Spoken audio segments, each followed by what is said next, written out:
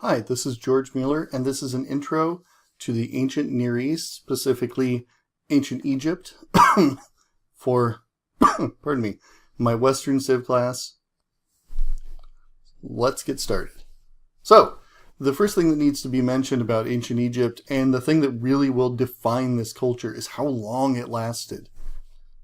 The first emergence of what we could call civilization, that is, specific cities, starts around 3500 to 4000 BCE, making it one of the oldest civilizations. And every few years, by the way, I am not going to give very specific dates on this, because every few years it gets moved back. Now, more than any other ancient civilization, and as much as any civilization ever, ancient Egypt was really defined by its geography. The Nile River forms a very small area in Egypt that can be lived in and where food can be raised. And even today, virtually the entire population of Egypt lives within a few miles of the river. And since Egypt receives so little rain, the annual predictable flood, which really did happen very predictably. You could tell within a few days when it would happen every year. They had to capture all the water they would use for the year in that early flood.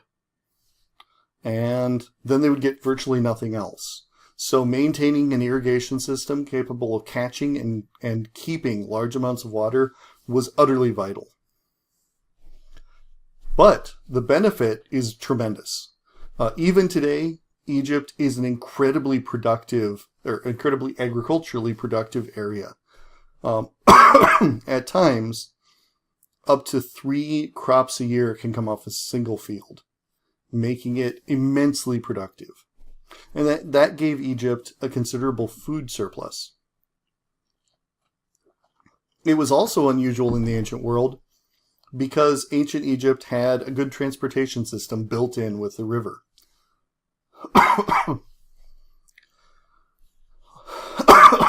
Sorry, you have to excuse my coughing.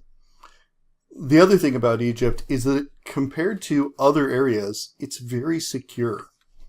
There's impenetrable desert on both sides of Egypt, and to the south there's a relatively small area where Egypt can be invaded from, and the area for a civilization immediately to the south is very limited.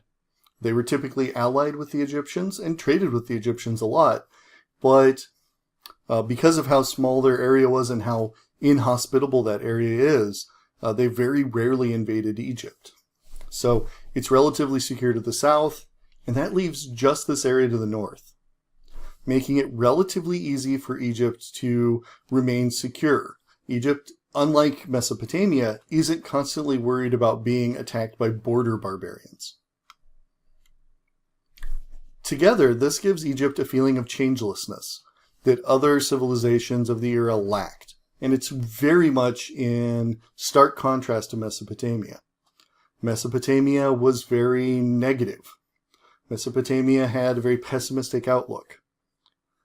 Egypt, at least until the New Kingdom, didn't have that. It had a very positive outlook. Their afterlife was supposed to be very nice. It's a very optimistic society. Now, ancient Egypt was actually broken into a chronology that we still use today, well, basically still use, by the people of the New Kingdom.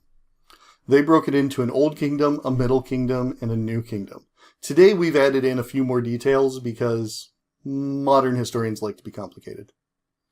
The early dynastic period is when Egypt is being is being unified into one kingdom. There's already a lot of people there. It's already got its culture at least basically started.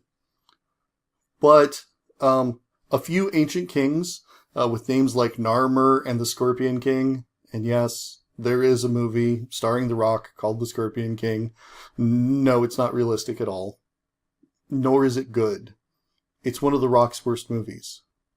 Good grief, that's saying a lot. Anyway, don't see it. Instead, we need to move to the Old Kingdom. This is the period, kind of a high point, after Egypt is unified. Things work really well in the Old Kingdom. There is a vast increase in wealth, and the pharaohs were placed such that they could take real advantage of that. These are the most powerful rulers of Egypt ever in terms of controlling the economy. And this vast wealth and power allowed them to do things like build pyramids. Lots and lots of pyramids and temples. And there's a huge amount of building that's done in this relatively short period. But nothing lasts forever. Eventually the Old Kingdom fell apart, and Egypt was reunited into the Middle Kingdom. The Middle Kingdom's a little different. In the Old Kingdom, the pharaoh was seen as a godlike figure, literally separated out by his divinity from the public. In the Middle Kingdom, the pharaoh is now seen as a shepherd of the people, who owes the people. And this takes a very concrete monetary form. To gain control of Egypt, the pharaohs of the Middle Kingdom had to hand out permanent control of land to a variety of nobles and priests and priestly sects and religions within Egypt. And what that means is the pharaohs of the Middle Kingdom will never ever be as powerful as the pharaohs of the Old Kingdom. When this, pardon me, the Middle Kingdom fell when a group known as the Hyksos invaded Egypt. The Hyksos were foreign barbarians.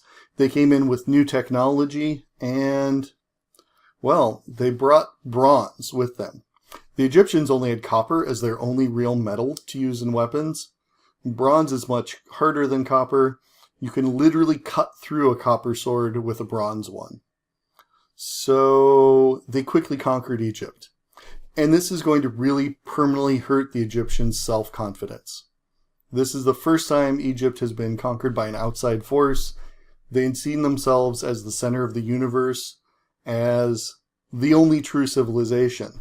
And their reaction against the Hyksos is particularly terrible. The Hyksos are actually hunted down to the last man, woman, and child and absolutely wiped out. There are no survivors of the Hyksos. And the people who did that formed the new dynasty and the new kingdom. This is a shrunken, less powerful, less dynamic, but still wealthy and still comfortable and happy and prosperous nation. And it's going to last for a very long time. Pardon me. Eventually, Egypt will lose the right to rule itself, and a variety of other groups are going to dominate Egypt for a very, very long time. In 30 BCE, Egypt will become part of the Roman Empire, and will move to, well, out of the ancient period into the classical world. But we'll come to that later on. During this whole period, Egypt maintains a very similar society and economy. Now, it does develop. We're talking a course of thousands of years. But Egypt was organized very hierarchically. The pharaoh is on top. In theory, throughout this whole period, the pharaoh theoretically owns absolutely everything and essentially loans it out to the public. So they aren't paying taxes. The pharaoh gets everything, and he simply deigns to allow them to keep a portion. This allows the pharaoh to do things like demand work from the people of Egypt in return for allowing them to work the land. Then you have the upper class, nobles and priests. They grow continually in power over time and wrestle some of the control of the economy away from the pharaoh. There are merchants and artisans who work in a variety of crafts, everything from stone cutting to painting to hairdressers to astrologers and scribes. And trade in and out of ancient Egypt is remarkably far-reaching and remarkably, well, large. We find coins from as far away as China in Egypt. And Egyptian influence can be seen very far away. There's some artifacts that have been interpreted as being ancient Egyptian as far away as South Africa and England. So their trade, now this doesn't mean necessarily that an ancient Egyptian trader went to those far-flung places, but their trade goods did get that far. The lower class were technically serfs. A serf isn't a slave. They aren't owned by another person, but they are a class of people who are not allowed to move off of the land they work. They're all farmers, and they're not allowed to move off of that land they work without permission from local government officials, nobles, priests, whoever's in charge in the area.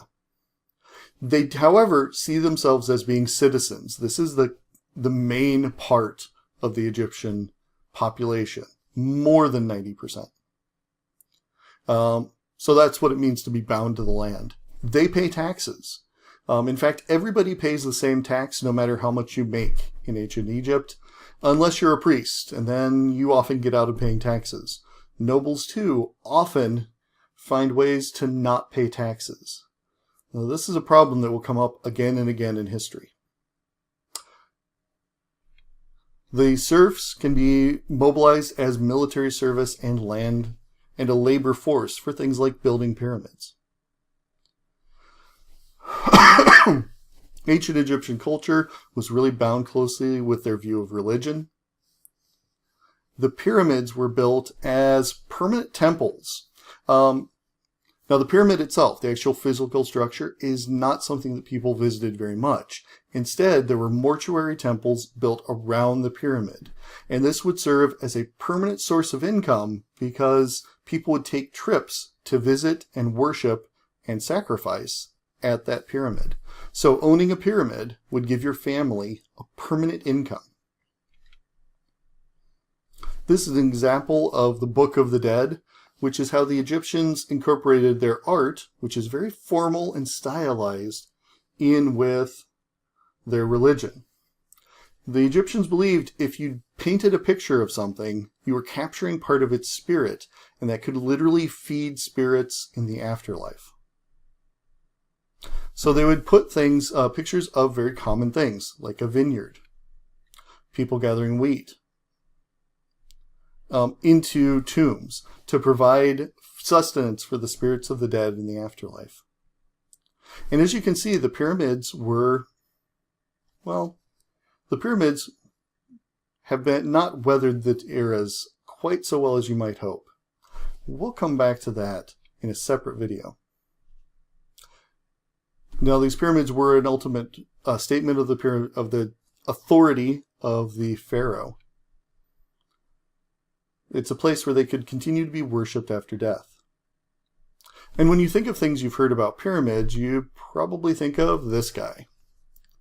In a separate video, I'm going to talk a little bit more about that. That one's going to be an optional one. It'll be fun for me to make and maybe fun for you guys to watch.